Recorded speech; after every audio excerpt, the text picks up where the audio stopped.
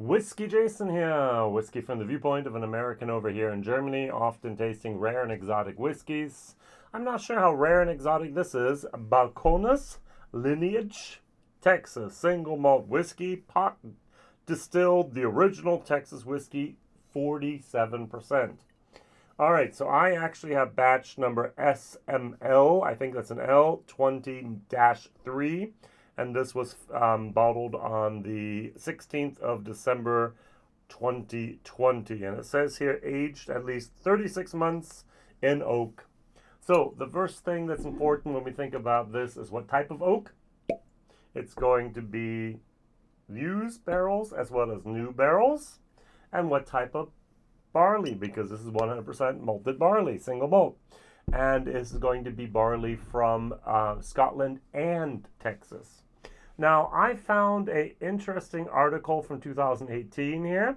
Jared Himstedt, one of the co-founders and the head distillers for Balcones, talks about single malt whiskey, and he says, and I thought that was kind of interesting, that it's actually, they're very straightforward with their malt, and they do things using different yeast strains, and they combine beer yeast, could be a lot of different things, with a traditional M1. M1 is the standard yeast strain commonly used for single malt Scotch whiskies. And it's also very interesting that they like to use barley varieties. And so there, in the year 2018, they were trying to use Golden Promise. And that is a old varietal of grain, which is not that normal. So I did look up a tiny little bit about the M1. I'm learning more and more about the yeast here. And it says here, the most famous and almost inevitable strain for producing single malt Scotch whiskies, M1. So produces great congeners, we need those. Suitable for aging whiskey in barrels, good alcohol resistance, very good attenuation due to the assimilation of complex sugars, making it the best option for whiskey produced from malt when enzyme addition are not allowed. Yee. So that's a very important point. In Scotland, it's not. In Ireland, yes. In Germany and the rest of Europe, yes. In America, yes. So that's interesting. It's a good choice for a continuous fermentation. Despite its popularity in Scotland, it is suitable for producing all kinds of whiskies or distilled grain, raw or malted beverages that will be aged in barrels. Very, very good. Now, as many of you have heard, the American Single Malt Whiskey Commission, ASMWSC, wow, we always have to have an acronym, don't we? Founded also by Matt Hoffman and others. They have now actually created a guideline for what American single malts is. So it has to be distilled in one and only one American distillery. It has to be from 100% malted barley. It has to be mashed and aged in the USA. It's not allowed to be distilled above 160 proof, 80% alcohol strength. It has to be aged in oak casks up to 700 liters, same thing as over in Scotland. And it is not allowed to be filled up with less than 40% ABV, 80 proof. So that's very, very important. So the first thing that we should understand here is American single malt can now be produced, well, there was no rules beforehand, can be produced using used or new oak containers. Yay!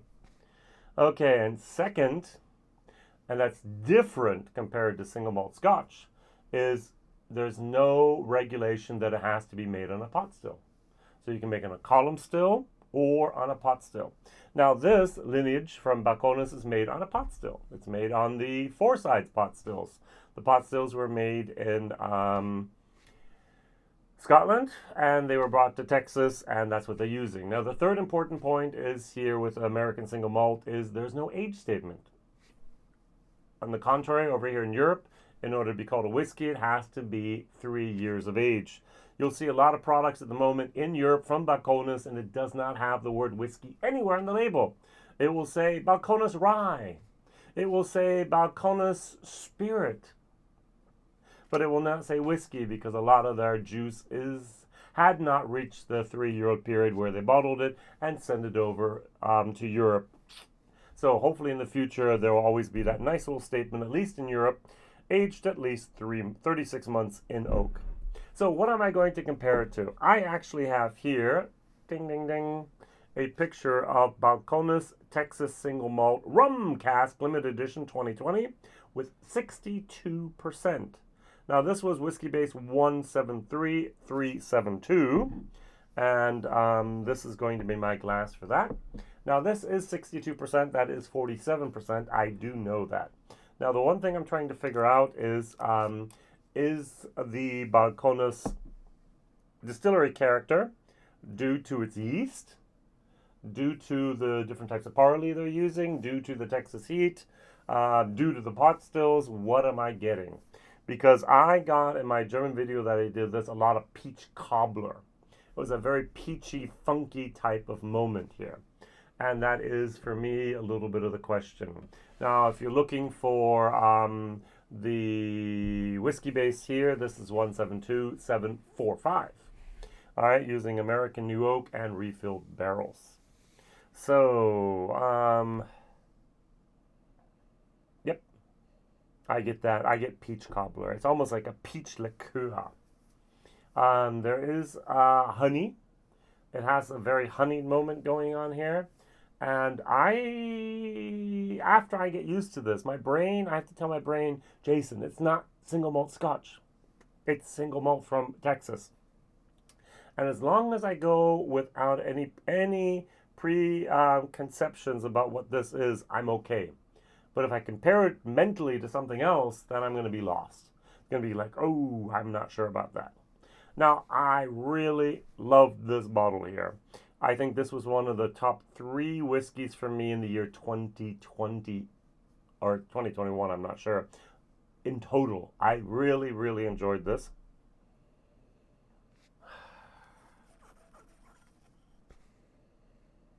I'm trying to capture that distillery character.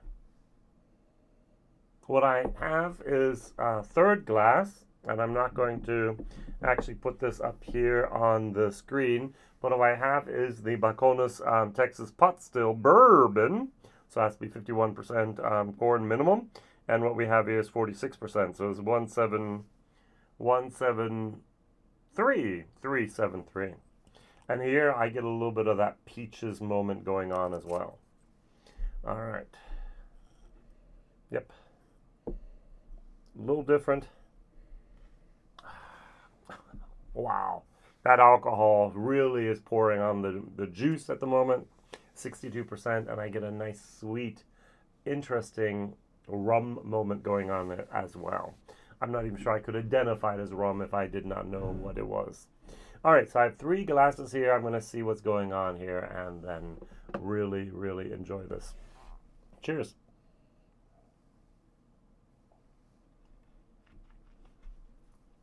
Mm-hmm. Mm. Mm-hmm. Mm. This is one of the whiskeys that does this. It goes up. I love the aftertaste of this. I love that fruity peach cobbler. I'm going to call it peach cobbler the whole evening. That peach cobbler that's going on there. I thoroughly enjoy that. I do remember opening up the bottle just about an hour ago, my first video, pouring in there, like, that's weird, it's different, it's unique, it's out of the box, I'm not sure. And the more I got familiar with this bottle, the more I loved the lineage. Now, I don't know, let's see here. I think there must be, so Jim Beam did a lineage. So let's see here, lineage. Balcones has a limited lineage, Pot Distilled, and Jim Beam has a 15-year-old lineage. And they both basically came out here almost at the same time. So I was not a great fan of the lineage from the Jim Beam, at least not from the value aspect of this. This over here in Germany will cost me around 69 euros. In the States, it's going to be about $45. So I bought the bottle in the United States, had it shipped over as a package of 6 bottles. So it's about $20 per bottle just for the handling, for the shipping, for me to get this over here. And I have to pay the extra 19% sales tax to get it into the country. We call it an import tax because every product in Germany has that 19% VAT on it. Really nice. Let's go over the single malt here from Balcones as well. That single cask rum. It wasn't single cask. It was the single malt rum cask limited edition 2020. This was fantastic. I think I didn't even pay 100 euros for that.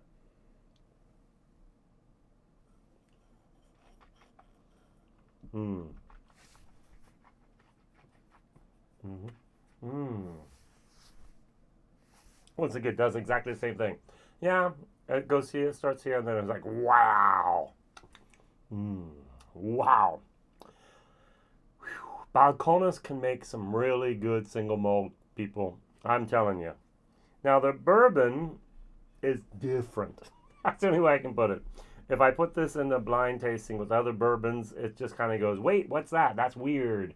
It's a pot still bourbon. It is a little bit different, and I think it's also the yeast.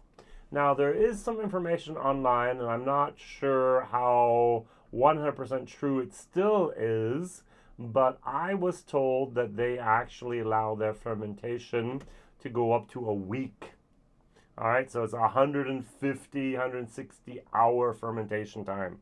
That's long. All right, so a lot of people in Scotland do 55 hours. Poof, that's good. Some people do 80 hours. That's wonderful. Doing even twice that, 160 hours, is like, wow. And we do that because of those congeners. Those are other things except for the ethanol that the yeast produce, a byproduct. And that's where a lot of our flavor is. Some congeners can be 1 in a billion. So we talk about ppm, parts per million. And when we talk about these congeners, it's ppb, parts per billion. And they can actually influence the taste of our whiskey in this case. After the distillation process, after 3 years in different types of wood, of oak, they can still really impact the flavor profile. And I like that. So going back here to our single malt, our lineage, as I said, after I learned to identify the Balcones peach cobbler moment on the nose. Mm-hmm. Mm. As well as on the palate. That's got some, I'm going to use the word funk. There's a European independent bottler called Spheric Spirits. And I actually did a stream with the guy who's responsible. He's a German, lives in Spain, travels all over he works in Norway. I mean, one of these European globetrotter type of guys.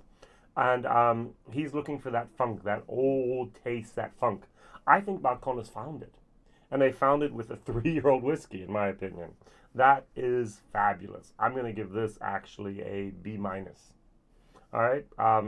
This is a B plus on a good day. This is a B minus. Now, their bourbon is good. This is on a good day is going to be a B. On a normal day, B minus. That bourbon tasted all alone, and not in comparison to a. What am I going to go for? I'm going to go for a Eagle Rare 10. Eagle Rare 10, Buffalo Trace, a Knob Creek, a Evan Williams, a Wild Turkey 101, and so on. This Woodford Reserve, this is just different.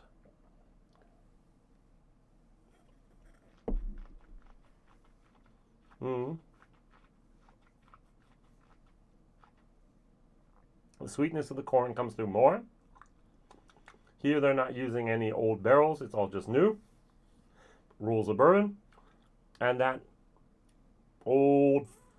funky type of peach cobbler moment is much less defined here. The single malts have it more.